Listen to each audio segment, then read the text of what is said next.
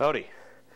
My name is Dean Sather, Director of the Becker County Historical Society, and today we're going to be talking about something different.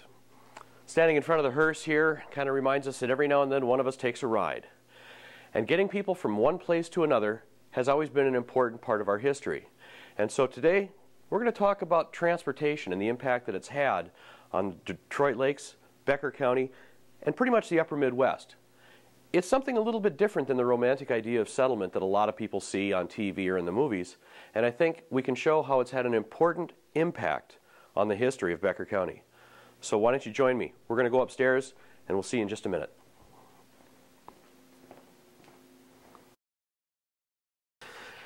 All right, we're back upstairs. We're back in the main exhibit hall, and we're talking about a couple of things that deal with moving people from place to place. Now, as odd as it seems, is that it's an extremely important aspect of the history of Becker County. From the time people first started showing up in this area 10, 11,000 years ago, one of the key efforts that people have been involved in is moving people from place to place. Now, that might be for reasons of getting food, getting materials for building homes, or just following things across the landscape that they needed to survive. The reason this is important because, as all of us can attest, and the fact that most of us now have automobiles that can get us to and from places very rapidly, not everything we need to survive is within arm's reach. If it were, we would have invented the sofa a long time ago, and we'd all have rear ends about this big. But we have to get up and move. We have to bring things to our homes and get places that we need to be. And that's why transportation is so important. And behind us you see one of the key aspects of transportation in the very early history of Becker County and in Minnesota, the canoe, a watercraft. Because the very early history of Europeans coming into Minnesota was involved in the fur trade. And one of the things that they had to do is get furs, collect them into one place, and then get them to another place so that they could get them to another place and get them to another place. And one of the main ways that they did that was through the use of the canoe. The voyageurs were very, very avid and very professional canoers.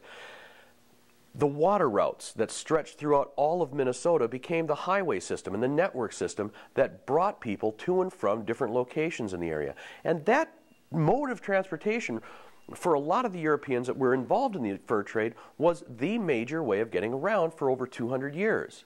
Now, along with the water routes, there were a lot of trails that stretched throughout Minnesota, trails that had been established for thousands of years by the Native Americans who lived here.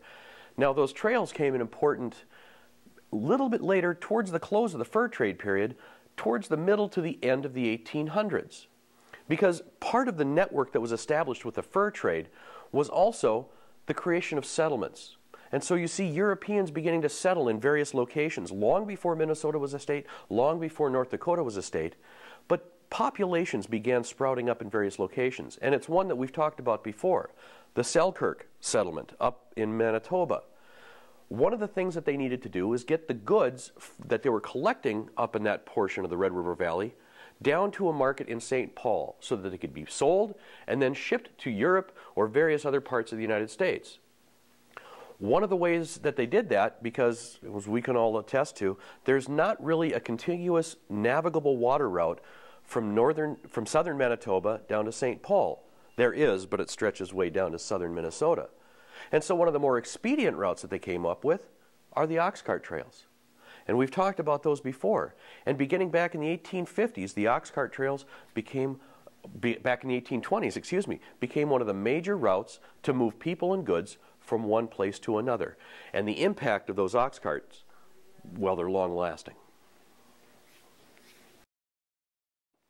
So when Europeans began settling here, they did so because, well, for two reasons. The first, of course, is something we talked about. Maybe they were involved in the fur trade or part of that economic travel that was going between these settlements that were strewn throughout this upper Midwest area. But also, we see people starting to come here because they want to start a new life for themselves. They want to carve out a little piece of land that they can call their own and make a life for themselves and their families.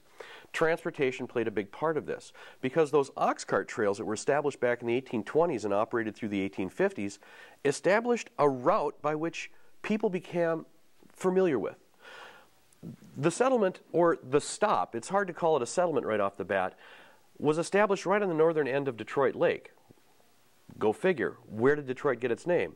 Well, the story goes that a French missionary who was traveling along the ox cart trails looked across the lake one moonlit night and saw that sandbar that split the lake into two, and he said in his French tongue, "de trois," which means straight, and the name stuck. It was about midway between St. Paul and the Selkirk operation, and it became a familiar stop along the ox cart. The impact that familiarity had would have great impact on us today, because it really kind of formed the impetus of people stopping in Detroit. And that stopping made people congeal here. And soon we get a community. But it's a community that's a little bit different than the romantic idea of a frontier town that we see on TV and in the movies. It wasn't something that formed because it was on the outskirts of civilization in the United States at the time. It actually formed because of a new mode of transportation that was being introduced, and one that probably had the greatest impact on our history, and it's right over here. The train actually created the draw to bring people to this part of the country.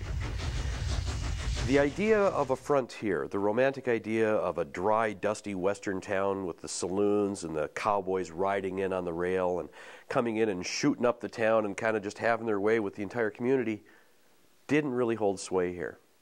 Rather than having these outposts form on the outside of the frontier in Minnesota, a lot of the communities that were started along the frontier in Minnesota started because of the railroad. Detroit Lakes is a prime example of that. Rather than having a city that the railroad came to, the city came to where the railroad was. In the 1870s, when the railroad started stretching its way through this part of the country, land companies started buying up different portions of the property and started forming townships. And that's exactly what happened here in Detroit. In 1870, the railroad came through Becker County. It came to that familiar spot on that map along the ox cart trail known as Detroit. And sure enough, sooner or later, a city formed. And by the mid-1870s, a flourishing community had been established here in Becker County. That's kind of a pattern that follows all the way through. So when you see the railroad crossing the Red River at Fargo-Moorhead back in 1871, it's the same kind of scenario. There wasn't a dusty little outpost frontier town on the Red River at that time. That city didn't come about until after the railroad got there. So in the larger scheme of American history, we kind of have a different attitude as to where towns came from and how our communities formed. But they all go back to a very simple idea. It's how people got here and how they moved things and themselves across the landscape. From the trails, to the rivers, to the trains, and now to the highways. All of these modes of transportation have ushered in new aspects of our history, and they've had a profound impact on our ability to live here, to survive here. And of course, they've often dictated where, when, and how our cities and towns were formed. It's an important aspect to recognize because when you watch those John Wayne movies that are filmed down in Monument Valley, and you see these little saloon-filled outpost towns, well, it's a romantic idea of what the frontier was. It unfortunately doesn't really have a lot to do with the way our cities formed. It's an interesting, fun fact to look at. And it's also kind of fun to think, where are some of the cities that didn't quite make it? Where did the cities form? Well, what you're looking at in front of you right now is a map produced by the Northern Pacific Railroad, which shows different areas that were still for sale according to the land grant for the Northern Pacific that the United States government made. But what's fun is that you can see the route of where the railroad went across Minnesota and into North Dakota. There's Fargo-Moorhead, talked about those just a moment ago. But what's fun to look at is all of the little communities that were established along the railroad. Here's Hillsdale, Winnipeg Junction, Hawley, Muskota, Stockwood, Glendon, Tenney, Dilworth, Moorhead. Now what's fun about this is that you see these cities kind of forming along the railroad. But what's interesting is that they're kind of distanced equally apart from one another. Now, rather than being just an area where people were settled and the railroad went to it, this is an area where the railroad stopped. Or one of the service points along the railroad were established. A water tower, an area to pick up railroad ties or supplies that would keep the railroad going. And generally you can see that these are about 4 to 5 miles apart. Now, these were things that were established, maybe township companies got it started, but they never really took off. Of all of those cities, there's only a couple of them that are still around. Transportation, railroad.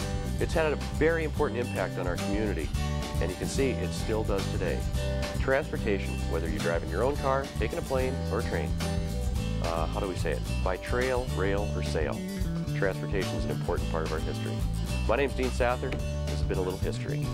Thanks a lot.